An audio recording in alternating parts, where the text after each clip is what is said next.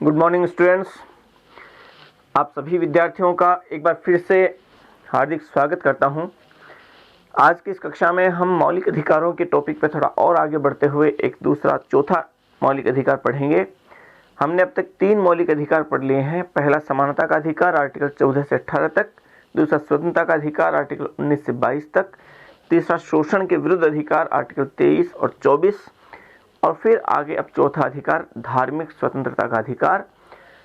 धार्मिक स्वतंत्रता का अधिकार असल में चौथे प्रकार का अधिकार है जो बहुत महत्वपूर्ण प्रकार का अधिकार है, और इसमें कॉन्सेप्ट बहुत महत्वपूर्ण है पंथ निरपेक्षता का, कि भारत एक पंथ निरपेक्ष राष्ट्र है। हालांकि संविधान में कहीं भी, मूल संविधान में पंथ निरपेक्ष शब्द का यूज नहीं किया गया, सेकुलरिज्म शब्द का यूज नहीं किया गया कि भारत एक सेकुलर स्टेट है। हालांकि बात अलग है कि 42वें संविधान संशोधन 1976 द्वारा प्रस्तावना में सेक्युलर शब्द का यूज किया जाता है, धर्मनिरपेक्ष पंथ निरपेक्ष शब्द का यूज किया जाता है, लेकिन मूल संविधान में ऐसा कुछ नहीं था। इसका मतलब ये नहीं है कि भारत पंथ निरपेक्ष राष्ट्र 1976 से बना, क्योंकि पंथ निरपेक्ष शब्द का अर्थ क्या है जब हम ये समझेंगे तब हम पाएंगे कि ये जो पंथ निरपेक्ष शब्द के दायरे में जो चीज़ें आती हैं, जो बातें आती हैं, वो हमारे संविधान के कई आर्टिकल्स ऐसे हैं जिनमें वो पहले से मौजूद है। आर्टिकल 25, 26, 27 और 28, इन आर्टिकल्स में खासतौर से हम इन तत्वों को देख सकते हैं, इस कॉन्सेप्ट को देख सकते हैं, इस बात को देख सकते हैं कि भारत एक पंथ निरपेक्ष राष्ट्र है। ये बात हम थोड़ा आगे करते हैं। पहले हम थोड़ी शुरुआत इसकी करते हैं, कौन कौन से आर्टिकल्स में क्या क्या कहा गया, इस अधिकार के तहत कौन कौन से आर्टिकल्स आते हैं। तो देखिए, अनुच्छेद 25 से शुरू होता है ये, और 28 तक ये आर्टिकल जाता है, ये अधिकार जाता है। 25, 26, 27 और 28, ये 4 आर्टिकल्स हैं जिनमें धार्मिक स्वतंत्रता का अधिकार वो दिया गया है। पहला आर्टिकल है वो है अनुच्छेद 25।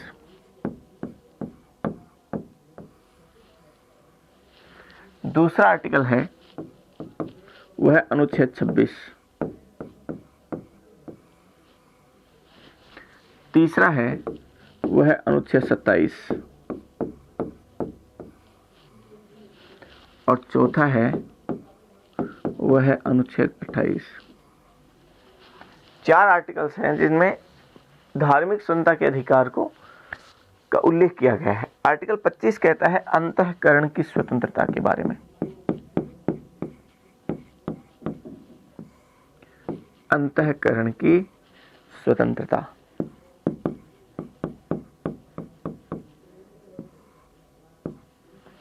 यह आर्टिकल 25 कहता है। आर्टिकल 26 कहता है धार्मिक मामलों का प्रबंध। धार्मिक मामलों का या धार्मिक कार्यों का प्रबंध करने की स्वतंत्रता।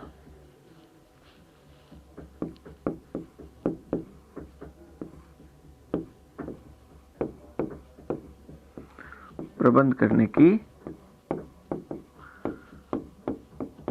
स्वतंत्रता। आर्टिकल 27 कहता है कि किसी धर्म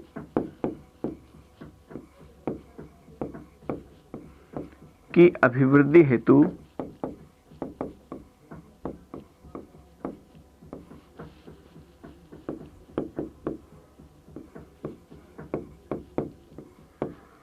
करों के संदाय से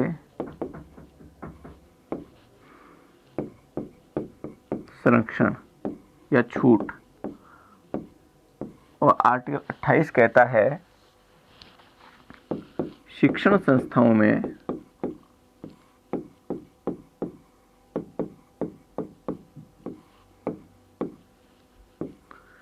धार्मिक शिक्षा का निषेध।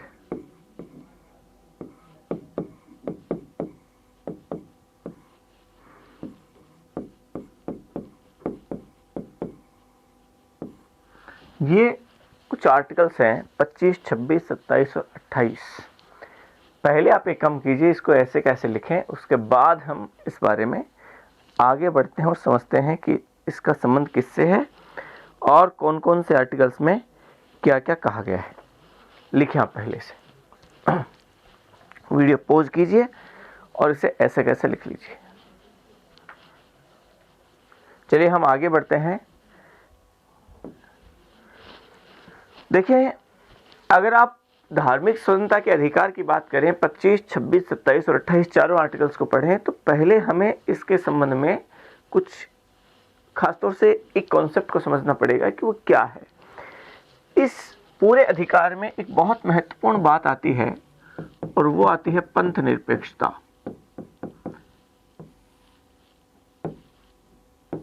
असल में क्या है पंथ निरपेक्षता, इस बात को थोड़ा सा समझिए आप।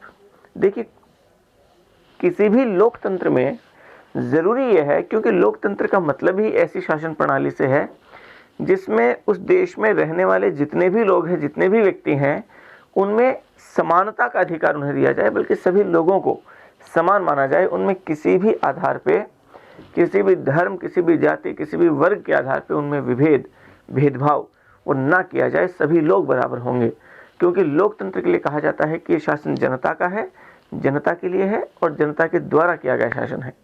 तो चूंकि ये शासन जनता के लिए होता है, तो जनता के लिए है, इसका मतलब सभी लोग क्या हैं, एक जैसे हैं, बराबर हैं। और जब किसी देश में, किसी लोकतांत्रिक देश में सभी लोग बराबर हैं, तो इसका मतलब यह है कि बराबर होने के आधार में हम इस बात को तवज्जो नहीं दे सकते कि किसी देश में रहने वाले लोगों में कुछ लोग खास होंगे जो किसी खास धर्म को मानने वाले होंगे, या किसी खास जाति को मानने वाले होंगे, या किसी खास वर्ग से होंगे। हम इस बेस पे किसी भी लोकतांत्रिक देश में लोगों के बीच में भेदभाव नहीं कर सकते।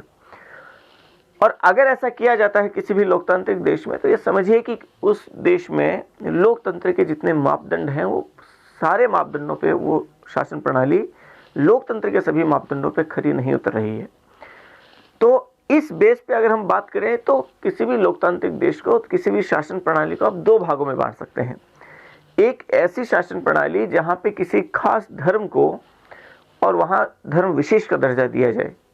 तो जब किसी धर्म विशेष का दर्जा दिया जाता है, इसका मतलब उस देश में, उस शासन प्रणाली में एक धर्म विशेष है, वहां का राष्ट्र धर्म है, और वहां उस धर्म को मानने वाले लोगों को एक तरीके से दूसरे धर्म के लोगों की तुलना में विशेष वरीयता दी जाती है, विशेष स्थान दिया जाता है। तो जब आप किसी धर्म के आधार पे किसी धर्म विशेष के लोगों को विशेष दर्जा देते हैं, तो इसका मतलब असमानता तो कायम है। और जनता के बीच में यदि किसी भी लेवल की असमानता आ जाती है, तो वो लोकतंत्र के सही मापदंडों पे वो शासन प्रणाली खरी नहीं उतरती है। दूसरे प्रकार की अगर हम बात करें, तो दूसरी होती है पंथ निरपेक्ष राष्ट्र।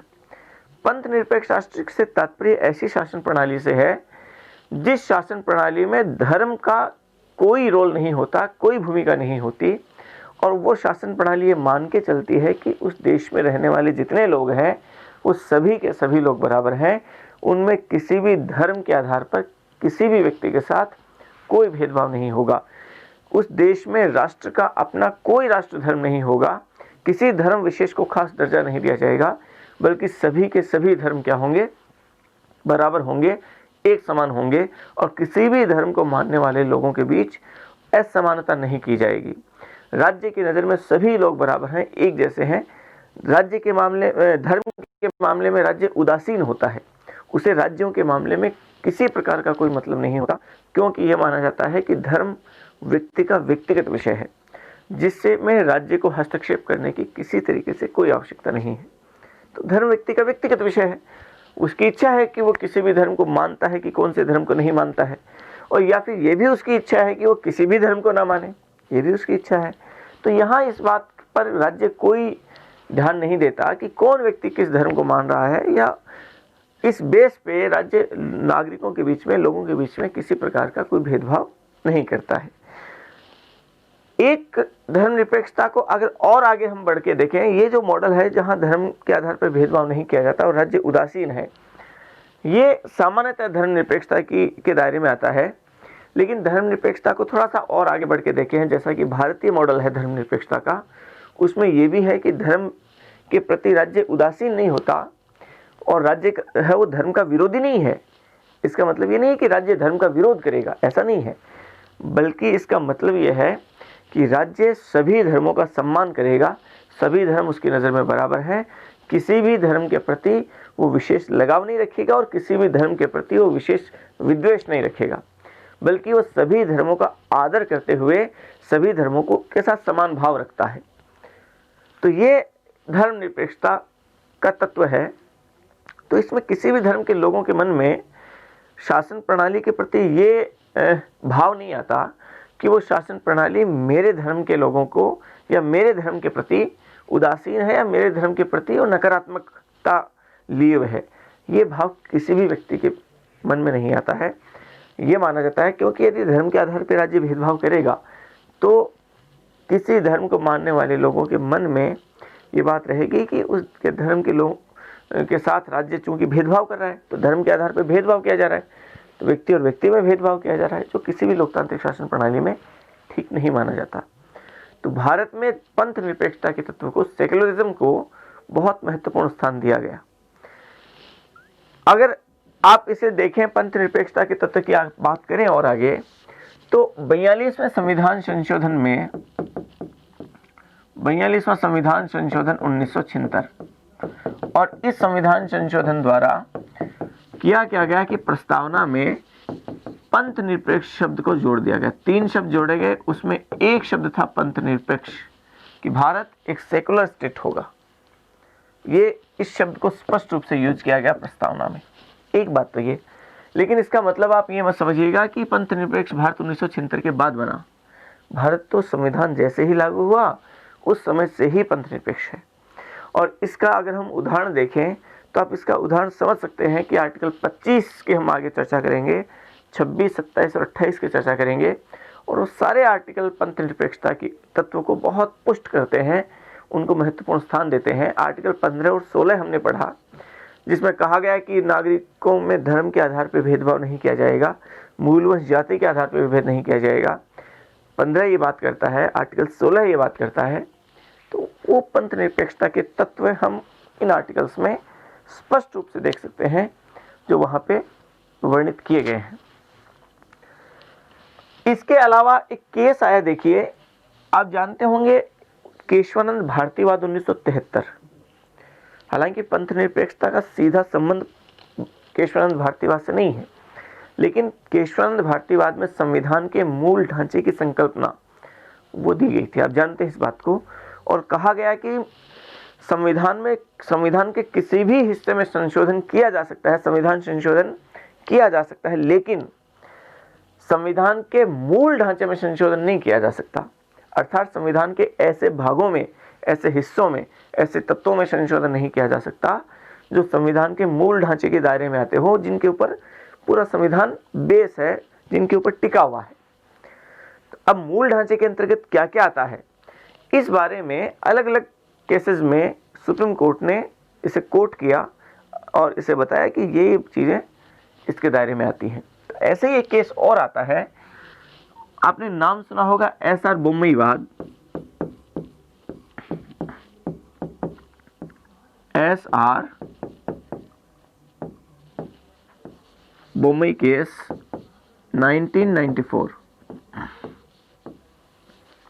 एक बहुत महत्वपूर्ण केस, 356 से रिलेटेड, राज्यपाल से रिलेटेड। आर्टिकल 356 के बारे में बहुत सारे दिशा निर्देश इस केस में दिए गए थे, लेकिन इस केस का संबंध पंथ निरपेक्षता से भी है।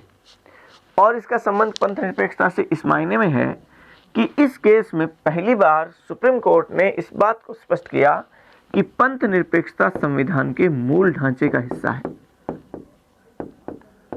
पंथ निरपेक्षता संविधान के मूल ढांचे का हिस्सा है, और चूंकि वो मूल ढांचे का हिस्सा है, इसका मतलब यह है कि संविधान के इस पंथ निरपेक्षता के तत्व में संविधान संशोधन नहीं किया जा सकता, इसे समाप्त नहीं किया जा सकता।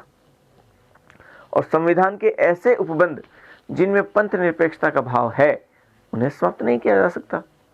तो ये एक बात हुई है।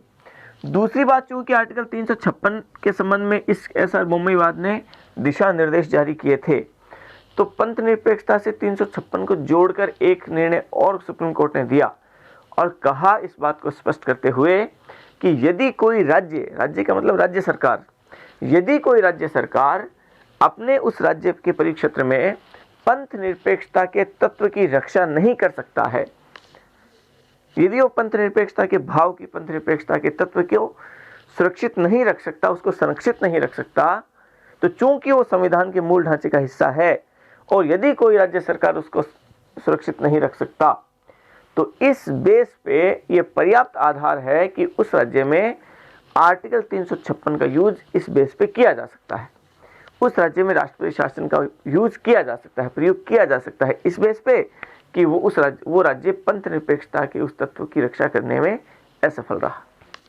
तो वो भी थोड़ा सा आप समझिए कि आर्टिकल 356 को इससे जोड़ा गया एक तरीके से। ठीक है, तो ये कुछ चीजें हैं, इनको हम पहले थोड़ा सा समझते हैं, लिखते हैं, उसके बाद हम आर्टिकल 25 की ओर जाते हैं। लिखें आप, लिखें पंथ निरपेक्षता। पंथ निरपेक्षता लिखें इसमें, पंथ निरपेक्षता से तात्पर्य है, पंथ निरपेक्षता से तात्पर्य है कि राज्य का अपना कोई राष्ट्र धर्म नहीं होगा। राज्य का मतलब देश से है, यहां समझना आप, कि राज्य का अपना कोई राष्ट्र धर्म नहीं होगा, राज्य का अपना कोई राष्ट्र धर्म नहीं होगा, राज्य का अपना कोई राष्ट्र धर्म नहीं होगा, तथा वह किसी धर्म विशेष को, तथा वह किसी धर्म विशेष को संरक्षण प्रदान नहीं करेगा, संरक्षण प्रदान नहीं करेगा, संरक्षण प्रदान नहीं करेगा। राज्य नागरिकों के बीच, राज्य नागरिकों के बीच धर्म के आधार पर, राज्य नागरिकों के बीच धर्म के आधार पर किसी प्रकार का विभेद नहीं करेगा, किसी प्रकार का विभेद नहीं करेगा, विभेद नहीं करेगा। लिखें अगली पंक्ति में, चूंकि धर्म व्यक्ति का व्यक्तिगत विषय है, चूंकि धर्म व्यक्ति का व्यक्तिगत विषय है, अतः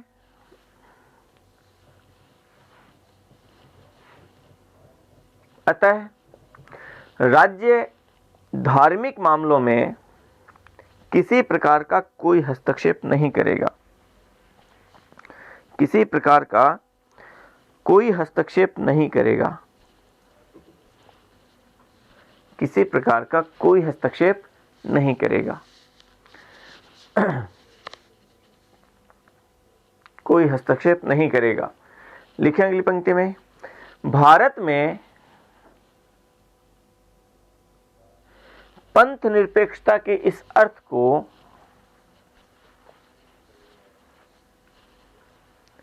पंथ निरपेक्षता के इस अर्थ को और अधिक विस्तृत करते हुए,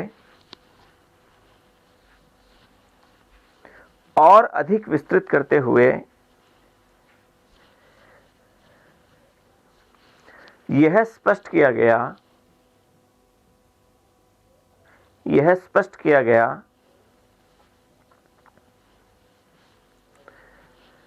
कि राज्य धर्म का विरोधी नहीं है, राज्य धर्म का विरोधी नहीं है, बल्कि वह सभी धर्मों का समान रूप से सम्मान करता है, वह सभी धर्मों का समान रूप से सम्मान करता है, समान रूप से सम्मान करता है, तथा नागरिकों की धार्मिक भावनाओं का ध्यान रखते हुए, नागरिकों की धार्मिक भावनाओं का ध्यान रखते हुए उन्हें पुष्ट करने हेतु, उन्हें पुष्ट करने हेतु धर्म के संतुलित विकास में सहयोग करता है। धर्म के संतुलित विकास में सहयोग करता है। धर्म के संतुलित विकास में सहयोग करता है। सभी धर्म एक जैसे हैं, राज्य सभी धर्मों का सम्मान करता है, सभी धर्म बराबर हैं उसकी नज़र में। तो ये पंथ निरपेक्षता का तत्व है, इसको शामिल किया जाता है, इसके तत्वों को हम देख सकते हैं। लिखिए अगली पंक्ति, एक पंक्ति छोड़ के लिखें। लिखिए 42वें संविधान संशोधन 1976 द्वारा 42वें संविधान संशोधन 1976 द्वारा पंथ निरपेक्ष शब्द को प्रस्तावना में शामिल किया गया। प्रस्तावना में शामिल किया गया। प्रस्तावना में शामिल किया गया। शामिल किया गया। फिर लिखे एक पंक्ति छोड़ के, एस.आर. बोम्मईवाद 1994 में एस.आर. बोम्मईवाद 1994 में सर्वोच्च न्यायालय ने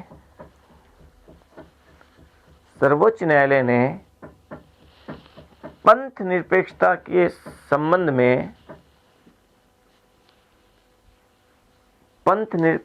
संबंध में महत्वपूर्ण निर्णय दिए। निम्नलिखित महत्वपूर्ण निर्णय दिए। एक नंबर लगा के लिखें क्या क्या निर्णय है। एक नंबर लगा के लिखें, आप लिखें पंथ निरपेक्षता संविधान के मूल ढांचे का हिस्सा है। पंथ निरपेक्षता संविधान के मूल ढांचे का हिस्सा है। संविधान के मूल ढांचे का हिस्सा है। संविधान के मूल ढांचे का हिस्सा है। अतः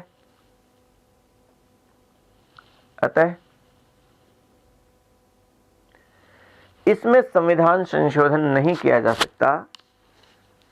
अतः इसमें संविधान संशोधन नहीं किया जा सकता तथा संविधान संशोधन द्वारा इसे संविधान से समाप्त नहीं किया जा सकता। संविधान संशोधन द्वारा इसे संविधान से समाप्त नहीं किया जा सकता।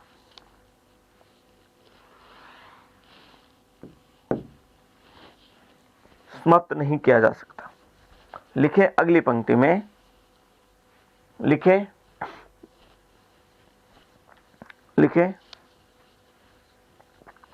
चूंकि पंथ निरपेक्षता, दूसरे बिंदु में लिखना है, चूंकि पंथ निरपेक्षता संविधान के मूल ढांचे का हिस्सा है।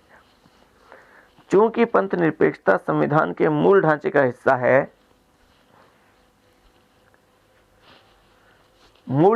हिस्सा है, अतः इसका संरक्षण राज्य की जिम्मेदारी है। अतः इसका संरक्षण करना राज्य की जिम्मेदारी है। अतः इसका संरक्षण करना राज्य की जिम्मेदारी है।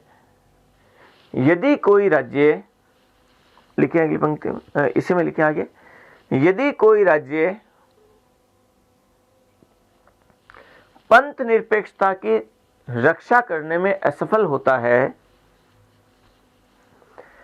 यदि कोई राज्य पंथ निरपेक्षता की रक्षा करने में असफल रहता है, तो इस आधार पर उस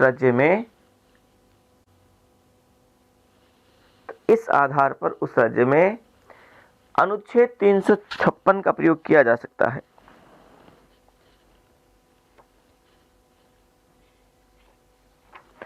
अनुच्छेद 356 का प्रयोग किया जा सकता है।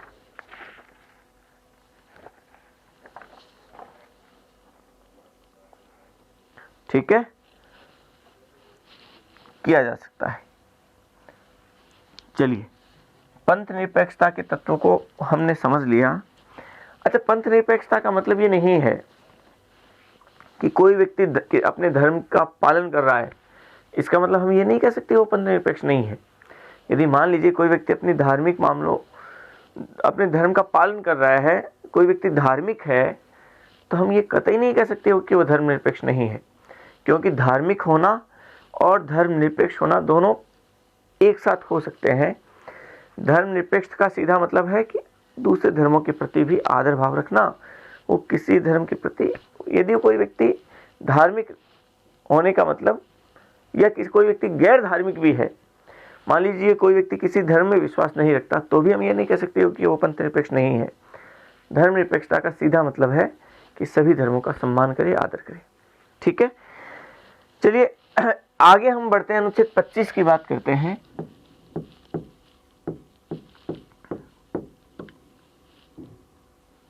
अनुच्छेद 25 क्या कहता है? आर्टिकल 25 कहता है अंतःकरण की स्वतंत्रता के बारे में।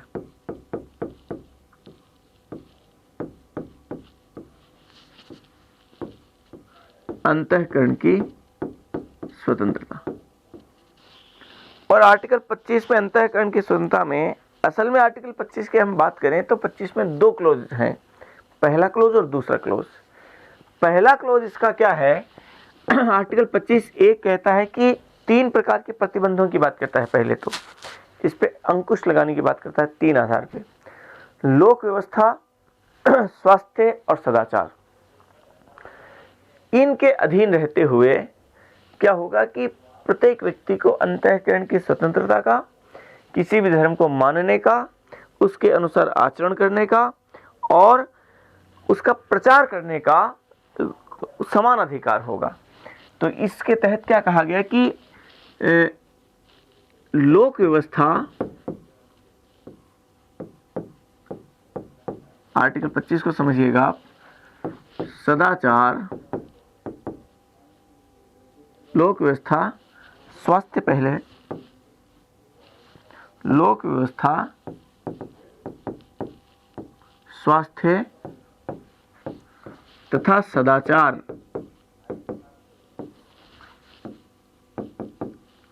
के अधीन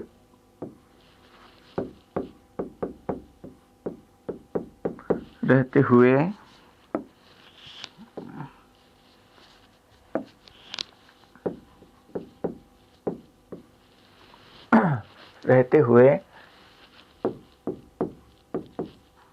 सभी व्यक्तियों को, व्यक्ति शब्द यूज है, इसका मतलब विदेशियों को भी प्राप्त है अधिकार, सभी व्यक्तियों को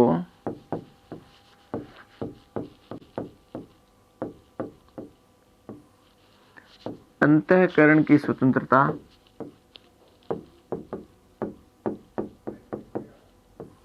अंतःकरण की स्वतंत्रता का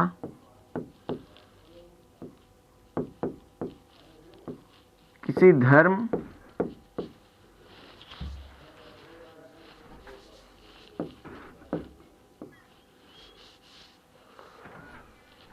किसी धर्म को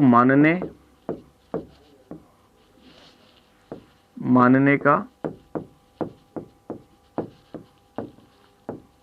उसके अनुसार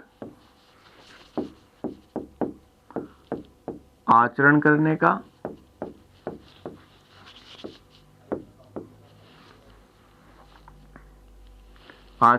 का, तथा उसका प्रचार करने का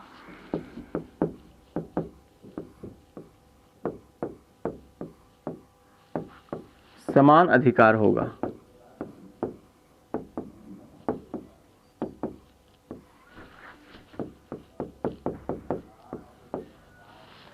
यह आर्टिकल 25(1) की भाषा है। आर्टिकल 25(1) कहता है कि लोक व्यवस्था, स्वास्थ्य और सदाचार के अधीन रहते हुए सभी व्यक्तियों को अंतःकरण की स्वतंत्रता का, किसी धर्म को मानने का, उसके अनुसार आचरण करने का तथा उसका प्रचार करने का समान अधिकार होगा। तो आर्टिकल 25(1) की भाषा ये है। 25(1) को हम थोड़ा सा अगर विस्तार से समझें तो हम समझेंगे कि इसमें 3 बातें हैं। पहली बात है कि सभी लोगों को जो स्वतंत्रता दी गई, एक तो है अंतःकरण की स्वतंत्रता दी गई है, फिर किसी भी धर्म को मानने की स्वतंत्रता दी गई है, और फिर किसी भी धर्म के अनुसार आचरण करने की स्वतंत्रता दी गई है, और चौथी बात ये दी गई है कि उस धर्म का प्रचार करने की स्वतंत्रता दी गई है।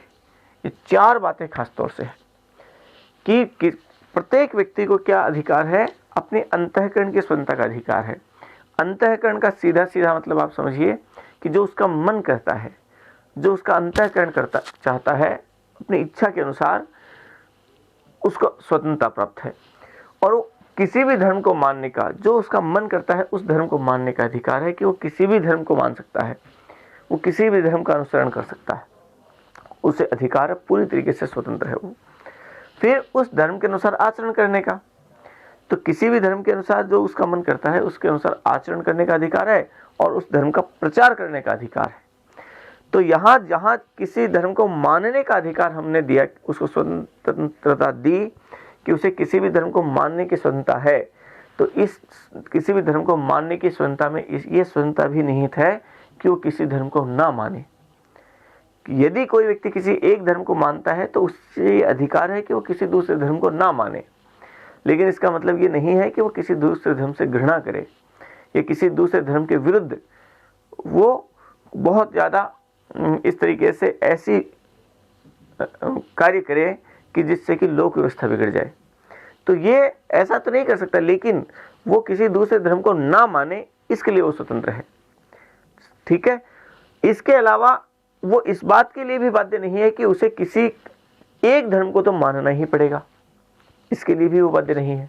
यदि कोई व्यक्ति किसी भी धर्म को नहीं मानता तो ऐसा करने के लिए भी वो स्वतंत्र है, उसके पास अधिकार है इस बात के कि वो किसी भी धर्म को ना माने, क्योंकि जो आर्टिकल किसी धर्म को मानने का अधिकार देता है वो किसी भी धर्म को ना मानने का भी उसे अधिकार देता है।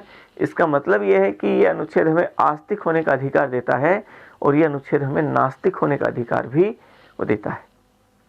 ठीक है।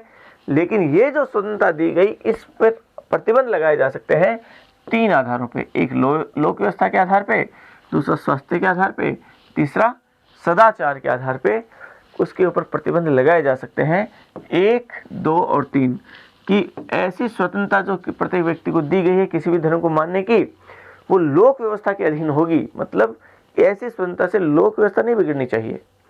दूसरी बात, किसी भी व्यक्ति के स्वास्थ्य पर इसका विपरीत प्रभाव नहीं पड़ना चाहिए। और तीसरी बात, सदाचार, उस पर विपरीत प्रभाव नहीं पड़ना चाहिए। कोई व्यक्ति किसी धर्म को मान रहा है और उससे स्वास्थ्य पर विपरीत प्रभाव पड़ रहा है तो उसकी धार्मिक स्वतंत्रता को प्रतिबंधित किया जा सकता है। ठीक है। जैसे मान लीजिए संथारा, जो एक जैन धर्म में एक प्रथा रही, उसके ऊपर कोर्ट ने कहा कि जैन धर्मावलंबी ने कहा कि हमारी धार्मिक स्वतंत्रता है ये, और हमें किसी भी धर्म को माने और उसके अनुसार आचरण करने का अधिकार है।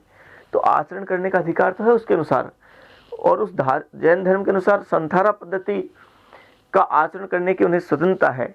इस बारे में उन्होंने तर्क रखा तो कोर्ट ने कहा स्वतंत्रता तो आपको आचरण करने की है किसी अपने धर्म के अनुसार, लेकिन वो स्वास्थ्य के विरुद्ध नहीं होना चाहिए। ऐसा ना हो कि इससे स्वास्थ्य पर विपरीत प्रभाव पड़ता हो, सदाचार पर विपरीत प्रभाव पड़ता हो, लोक व्यवस्था पर विपरीत प्रभाव पड़ता हो। तो ये तो एक उदाहरण है। किसी भी धर्म की हम अगर बात कर लें तो उसमें ऐसी किसी भी बात के ऊपर प्रतिबंध लगाया जा सकता है, धार्मिक मामलों पर प्रतिबंध लगाया जा सकता है जो इन तीनों के विपरीत हो, इन तीनों को के विरुद्ध हो। ये जो स्वतंत्रता होगी वो इन तीनों के अधीन होगी। ठीक है। ये इस संबंध में कहा गया है। आर्टिकल 25(2) की हम बात करेंगे, लेकिन पहले आप ये थोड़ा इतना लिखें। अच्छा, एक बात और समझिए, जो प्रचार करने का अधिकार, समान अधिकार दिया गया, तो प्रचार करने का समान अधिकार दिया गया, इसका मतलब सभी धर्मों को समान अधिकार है कि वो अपना अपना प्रचार करे। तो यदि सभी धर्मों को बराबर अधिकार दे दिया गया तो प्रचार करने का मतलब अपने धर्म के बारे में और बातों को आगे बढ़ाने से है, उस धार्मिक बातों को फैलाने से है। लेकिन ये लोक व्यवस्था के अधीन होगा, ये जरूर ध्यान रखें। लोक व्यवस्था नहीं बिगड़नी चाहिए। ऐसा ना हो कि वो जो 5-7 धर्म हैं, इधर से वो बहुत ऊंची आवाज़ में माइक लगा लगा के प्रचार किए जा रहे हैं, रैलियां निकाल रहे हैं, उधर से वो निकाल रहे हैं, इधर से वो निकाल रहे हैं। यदि सभी और वो कहें कि हमें तो प्रचार करने का अधिकार है, लेकिन ये लोक व्यवस्था चूंकि उससे बिगड़ जाएगी, तो ऐसी इन चीज़ों पर प्रतिबंधित किया जा सकता है, इन पर प्रतिबंध लगाया जा सकता है। फिर इसके अलावा देखिए, प्रचार करने के अधिकार में ये भी माना गया कि अंतःकरण के अनुसार किसी धर्म को मानने का यदि अधिकार दिया गया, तो यदि किसी व्यक्ति का जन्म किसी एक धर्म में हुआ, तो वो अपने धर्म को परिवर्तित कर सकता कि नहीं कर सकता। धर्म परिवर्तन करना ये किसके दायरे में आएगा? तो फिर एक केस आता है, देखिए एक बहुत महत्वपूर्ण केस आता है, स्टेनिस्लासवाद। स्टेनिस्लास केस आया 1977 में, और इस केस में सुप्रीम कोर्ट ने कहा कि असल में धर्म परिवर्तन करना वो आर्टिकल 25 के अंतर्गत आता है। कोई व्यक्ति अपने अंतःकरण के अनुसार धर्म को चेंज कर सकता है। कोई व्यक्ति पैदा चाहे किसी भी धर्म में हुआ, लेकिन उसका अंतःकरण यदि ये कहता है, अंतःकरण का मतलब उसकी इच्छा ये है, उसका मन ये कहता है कि वो उस धर्म का पालन करे, तो ऐसा कर सकता है। लेकिन ऐसा धर्म परिवर्तन केवल और केवल अंतःकरण के अनुसार ही हो सकता है। ऐसा धर्म परिवर्तन किसी लोभ, लालच या दबाव में नहीं होना चाहिए। ऐसा नहीं हो सका कि किसी दबाव में आके कोई व्यक्ति धर्म परिवर्तन करे, क्योंकि ऐसा करने से उसके अंतःकरण की स्वतंत्रता समाप्त हो जाएगी, और अंतःकरण की स्वतंत्रता समाप्त होने का मतलब आर्टिकल 25 का उल्लंघन होगा। तो ऐसा नहीं किया जा सकता। धर्म परिवर्तन करने का अधिकार आर्टिकल 25 के दायरे में है, इसके अनुसार धर्म परिवर्तन किया जा सकता है। ठीक है, पहले आप इतना लिखिए, उसके बाद हम 25(2) देखते हैं। लिखिए आप 25(1) को ऐसे कैसे उतार लीजिए पहले, इसके बाद हम आगे लिखते हैं। वीडियो को पॉज कीजिए और यहाँ पे आप इसे उतार लीजिए।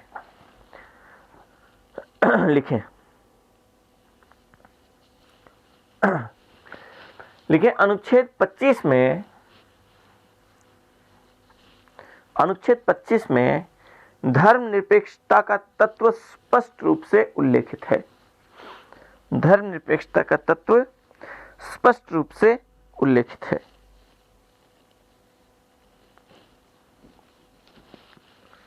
लिखिए अगली पंक्ति में, यह उपबंध सभी व्यक्तियों को धार्मिक स्वतंत्रता प्रदान करता है। धार्मिक स्वतंत्रता प्रदान करता है मतलब नागरिकों को भी प्राप्त है, विदेशियों को भी प्राप्त है, और व्यक्तियों को प्राप्त है। ध्यान रखें, आर्टिकल 26 पढ़ेंगे तो वो अलग हो जाएगा, बात करेंगे हम आगे। सभी व्यक्तियों को धार्मिक स्वतंत्रता का अधिकार प्रदान करता है। लिखिए अगली पंक्ति में, इस अनुच्छेद के अंतर्गत प्रत्येक व्यक्ति को अंतःकरण की स्वतंत्रता, किसी धर्म को मानने की स्वतंत्रता,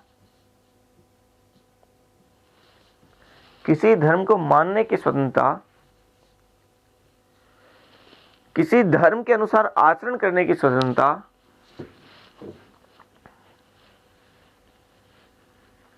तथा अपने धर्म का प्रचार करने की स्वतंत्रता प्रदान की गई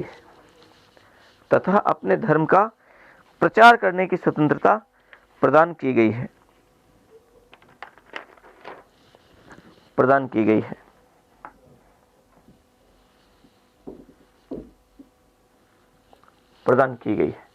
फिर लिखें अगली पंक्ति में, लिखें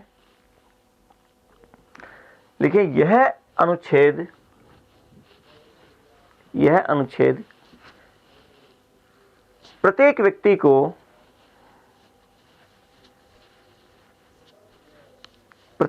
को अपना धर्म मानने का अधिकार प्रदान करता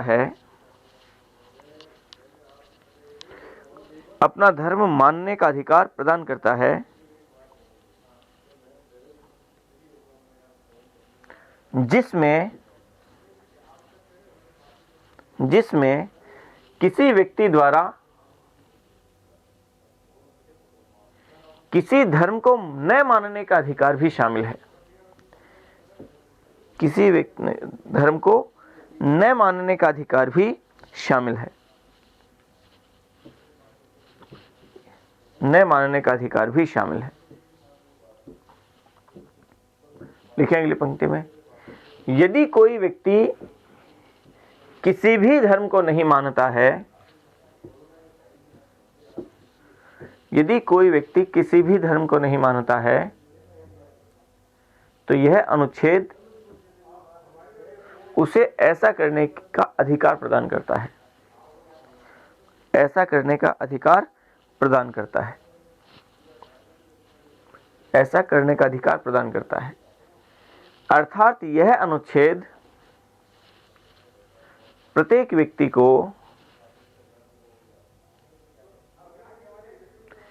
आस्तिक होने के अधिकार के साथ साथ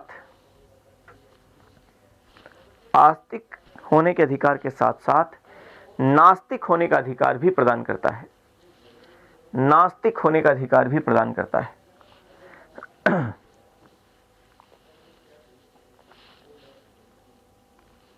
नास्तिक होने का अधिकार भी प्रदान करता है। फिर लिखा अगली पंक्ति में, इस अनुच्छेद के तहत प्रत्येक व्यक्ति को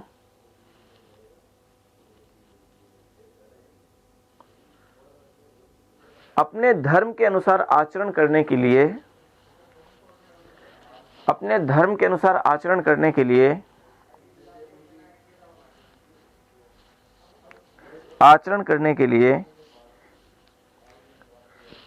विभिन्न पूजा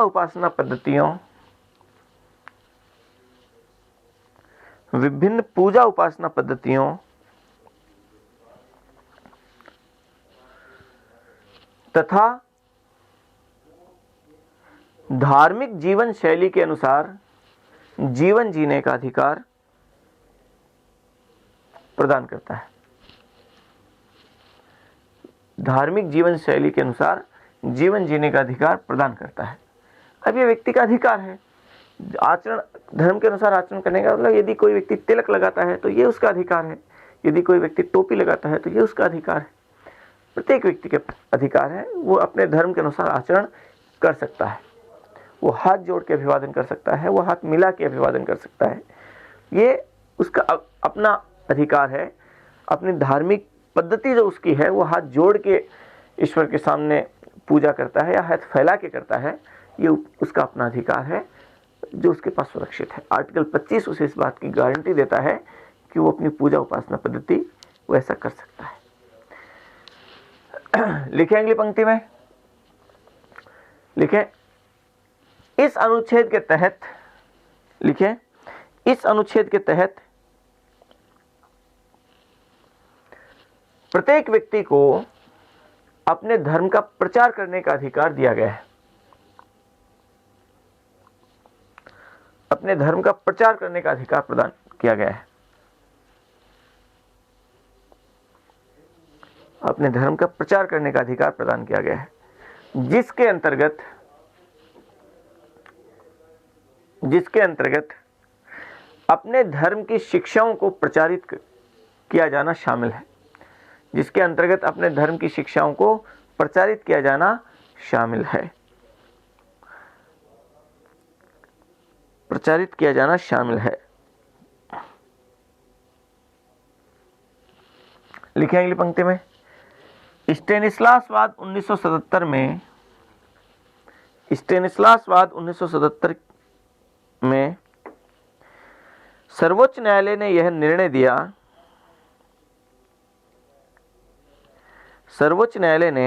यह निर्णय दिया कि धर्म परिवर्तन करने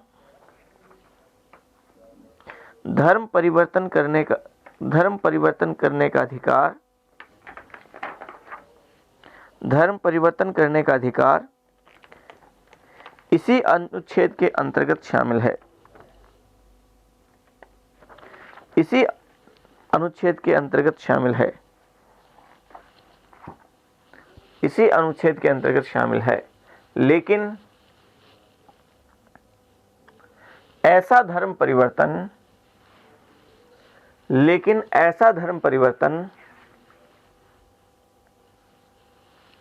अंतःकरण के अनुसार होना चाहिए। अंतःकरण के अनुसार होना चाहिए, किसी लोभ, लालच अथवा दबाव में नहीं। किसी लोभ, लालच अथवा दबाव में नहीं। लोभ, लालच अथवा दबाव में नहीं। फिर एक बात और लिखें, एक पंक्ति छोड़ के लिखें, इस उपबंध में दी गई स्वतंत्रताएं, इस उपबंध में दी गई स्वतंत्रताएं निम्नलिखित 3 आधारों पर प्रतिबंधित की जा सकती हैं। निम्नलिखित 3 आधारों पर प्रतिबंधित की जा सकती हैं। निम्नलिखित 3 आधारों पर प्रतिबंधित की जा सकती हैं। पहला लिखें, लोक व्यवस्था,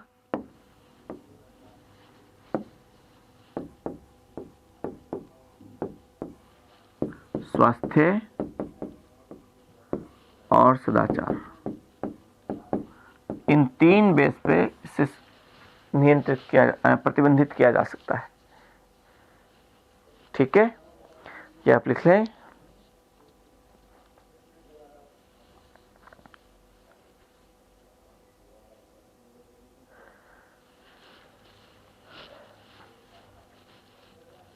अब देखिए, आर्टिकल 25 का जो दूसरा हिस्सा है, उस दूसरे हिस्से में 2 भाग हैं, ए और बी। अब समझिए, भाग ए को समझिए आप पहले, फिर हम भाग बी को देखते हैं। अनुच्छेद 25 का दूसरा क्लोज और दूसरे क्लोज का ए वाला पार्ट है। दूसरे क्लोज का पहला पार्ट क्या कहता है? वो कहता है कि असल में राज्य है वो धार्मिक मामलों के से संबंधित, धार्मिक मामलों से रिलेटेड कोई भी जो गैर धार्मिक पक्ष है, मान लीजिए कोई भी धार्मिक मामला है, धार्मिक मुद्दा है, या जो भी धार्मिक संबंध रखने वाली बात है, उसके कुछ ऐसे पक्ष भी होते हैं जो गैर धार्मिक होते हैं, जिनका उस धर्म से कोई संबंध नहीं होता है। तो राज्य उस धार्मिक मामलों की गैर धार्मिक विषयों पर, जो भी उसके राजनीतिक मुद्दे हैं, जो आर्थिक मुद्दे हैं, या जो लौकिक मुद्दे हैं, उनके बारे में विधि बना सकता है, उन्हें नियमित कर सकता है। आर्टिकल 25(2) में ये बात कही गई कि राज्य है वो किसी धार्मिक मामलों से संबंधित किसी भी गैर धार्मिक पक्षों, जैसे राजनीतिक, आर्थिक और लौकिक मुद्दों पर के संबंध में विधि बनाकर उन्हें विनियमित या नियमित कर सकता है। तो लिखिए आप इसमें कि राज्य धार्मिक मामलों से संबंधित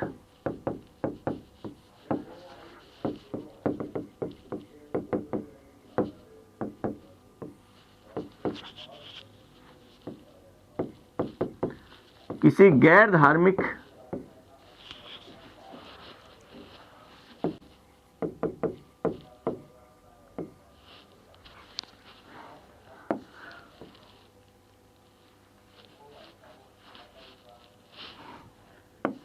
धार्मिक विषय से संबंधित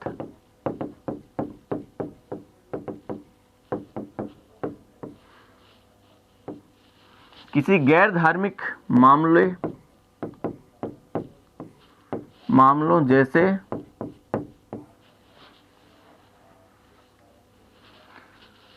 आर्थिक,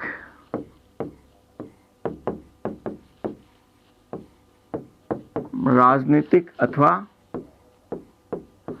लौकिक मामलों पर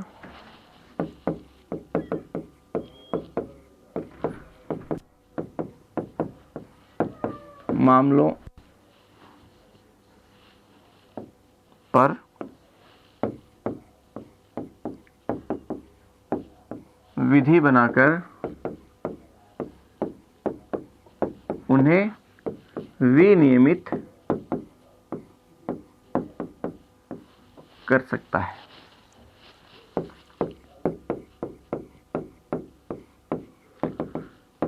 मान लीजिए कोई भी धार्मिक संस्था है, तो धार्मिक संस्थाओं को तो अपना अधिकार है, ये उसका धार्मिक मामला है। लेकिन मान लीजिए किसी धार्मिक संस्था के अधीन कोई ज़मीन है और ज़मीन का विवाद है, मान लीजिए ज़मीन से रिलेटेड किसी प्रकार का कोई डिस्प्यूट है, मामला है, तो उस ज़मीन का संबंध किसी धार्मिक मामले से नहीं है। अब वो राज्य उस ज़मीन संबंधी मामले में हस्तक्षेप कर सकता है। व्यक्ति के धार्मिक मामले में हस्तक्षेप नहीं करेगा कि वो किस धर्म को मानता है या नहीं मानता है, ऐसा तो नहीं करेगा। लेकिन उस धार्मिक विषय से संबंधित कोई गैर धार्मिक मामला है, उस बारे में कानून बनाकर हस्तक्षेप कर सकता है, विनियमित उन्हें कर सकता है। तो आप लिखें ऐसे कैसा 25(2) में लिखें कि राज्य धार्मिक विषय से संबंधित किसी गैर धार्मिक पक्ष है, जो गैर धार्मिक मामला है, जैसे आर्थिक मामला, राजनीतिक मामला या कोई भी लौकिक मामलों पर विनियमित करने के लिए विधि बना सकता है या विधि बनाकर उन्हें विनियमित कर सकता है। ये ऐसे कैसे लिख लीजिए आप आर्टिकल 25(2) में। और 25(2) का जो बी पार्ट है उसको भी थोड़ा सा और समझ लीजिए आप कि असल में बी पार्ट क्या कहता है। और बी पार्ट कहता है कि पहले आप ये लिखें, उसके बाद हम बी पार्ट को समझते हैं। तो 25(2) के बी में आप लिखें अब कि सामाजिक कल्याण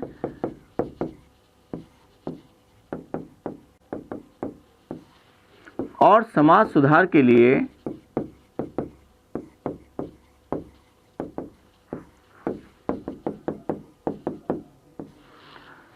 सामाजिक कल्याण और समाज सुधार के लिए सार्वजनिक प्रकार की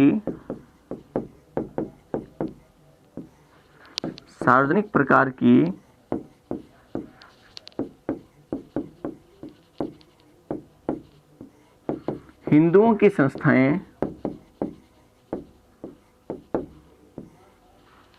सामाजिक कल्याण और समाज सुधार के लिए सार्वजनिक प्रकार की हिंदुओं की संस्थाएं, बल्कि कौन सी संस्थाएं, धार्मिक संस्थाएं, हिंदुओं की धार्मिक संस्थाएं सभी वर्गों और अनुभागों के लिए खुली रहेंगी। सभी वर्गों और अनुभागों के लिए संस्थाएं हिंदुओं के सभी वर्गों एवं अनुभागों के लिए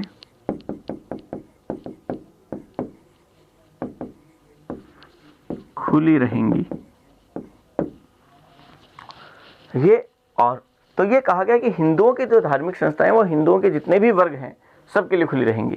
क्योंकि हमारे यहाँ ऐसा किया गया, प्राचीन समय में ऐसा था ना, बल्कि वर्तमान में भी अगर हम देखें, सबरीमाला प्रकरण, अभी मंदिर प्रकरण हुआ, महिलाओं को वहाँ जाने की इजाज़त नहीं जो दी जाती थी। तो ये कहा गया कि हिंदुओं के जितने भी वर्ग हैं उन सब को उन हिंदुओं की धार्मिक संस्थाओं में जाने की छूट होगी, वो उनके लिए खुली होंगी।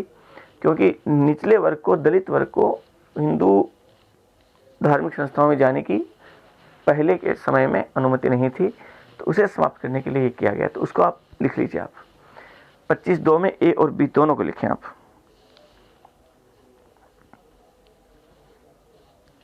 वीडियो पॉज कीजिए और इसको लिख लीजिए, ठीक है।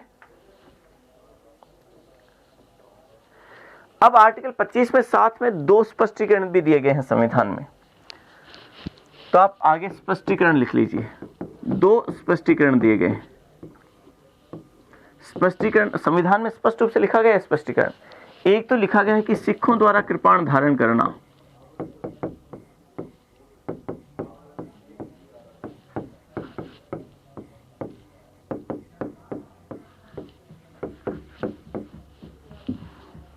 सिखों द्वारा कृपाण धारण करना उनकी धार्मिक स्वतंत्रता के अधिकार में शामिल है। 25(1) के दायरे में शामिल है। उनके धार्मिक आचरण का एक आवश्यक अंग है वो। तो सिखों द्वारा कृपाण धारण करना आर्टिकल 25 के अंतर्गत आता है, 25(1) के अंतर्गत आता है। करना उनके धार्मिक आचरण का आवश्यक अंग है।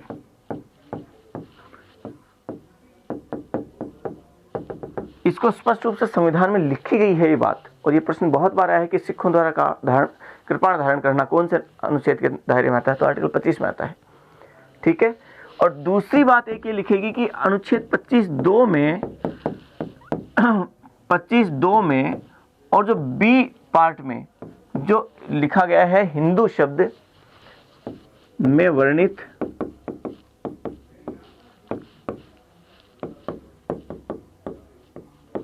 हिंदू शब्द के अंतर्गत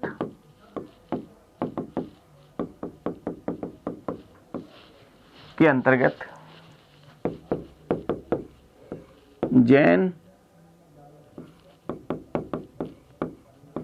बौद्ध और सिख भी शामिल है। हिंदू तो शामिल है ही, जैन, बौद्ध और सिख भी इनमें शामिल है। तो इस हिंदू शब्द के अंतर्गत ये तीनों धर्म और भी शामिल है। ये दो स्पष्टीकरण संविधान में सीधे सीधे कहे गए, तो ये दोनों भी लिख लीजिए। आप वीडियो पॉज कीजिए और इसमें लिख लीजिए। इन धर्मों के अनुयायी भी इसके दायरे में, इसके अंतर्गत वो आ जाते हैं। ठीक है। ये आर्टिकल 25 हमने पढ़ा। आर्टिकल 25 में हमने धार्मिक स्वतंत्रता का अधिकार पढ़ा। और एक बात खास तौर से लिख लीजिए इसमें, एक और अंतिम पंक्ति, कि आर्टिकल 25 में व्यक्तिगत धार्मिक स्वतंत्रता का उल्लेख किया गया है। ये अंत में एक लाइन लिख लीजिए, अनुच्छेद 25 व्यक्तिगत धार्मिक स्वतंत्रता प्रदान करता है। अनुच्छेद 25 प्रत्येक व्यक्ति को व्यक्तिगत धार्मिक स्वतंत्रता, ये जरूर लिखिए, व्यक्तिगत धार्मिक स्वतंत्रता प्रदान करता है। ये लिख लीजिए। तो आज की क्लास में हमने आर्टिकल 25 पढ़ा। आर्टिकल 26, 27 और 28 हम कल पढ़ते हैं। कल की क्लास में फिर मिलते हैं। तब तक के लिए विदा लेता हूं। धन्यवाद।